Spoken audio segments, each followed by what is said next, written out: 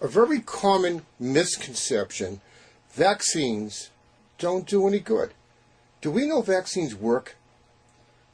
We do know they work because we just go back, not too far back in history, until 3 or 4 decades ago, diseases like whooping cough, pertussis, even diphtheria and measles used to cause thousands of deaths, and we've seen a more than 95 to 99% reduction in the prevalence of these infections after vaccinations were introduced in the 40s and 50s. Well, their argument is, and they're well-meaning people, there's a group usually they're in England, think, well, the disease is just going away, but that's not true, is it? It's not true. In fact, just this morning I happened to be throwing out my old New York Times from December, and there were these, I think, 10 to 12 cases of mumps in Maine, and they had to vaccinate a whole campus of students with the second dose.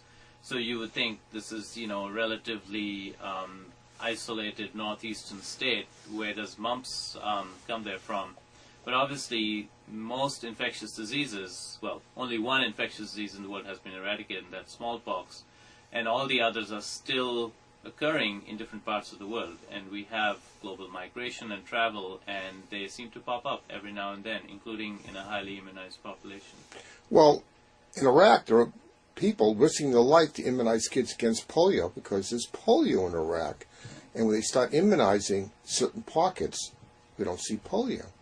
So, well-conceived concerns about the disease and the risk of the vaccine. We know the vaccines aren't 100% safe, but we know that when we check blood tests and we see an antibody, the same kind of antibody you would get if you had the disease, so you wouldn't get it again. We have lab confirmation.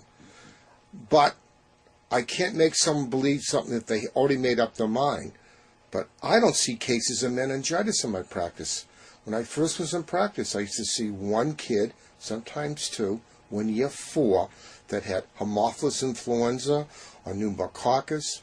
1 year was a meningococcus, which we're trying to get controlled now.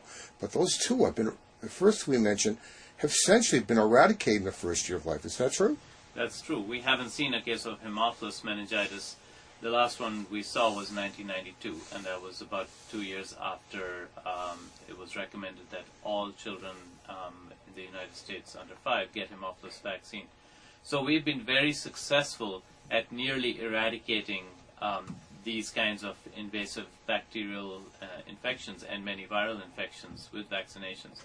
Nobody denies that there are side effects of any biologic agent.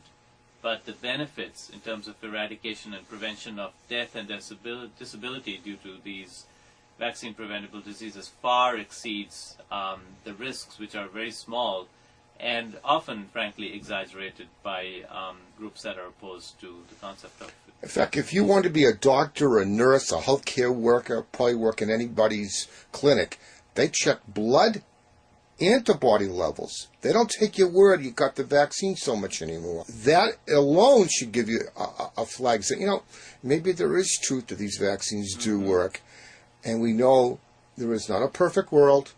There is always a possibility, but the diseases are so much more of a problem than the actual vaccination. Yeah, and they come roaring back. I mean, the best example I always cite is in 1990 when measles made a major comeback in about 6 metropolitan areas in the United States. New York was one of them.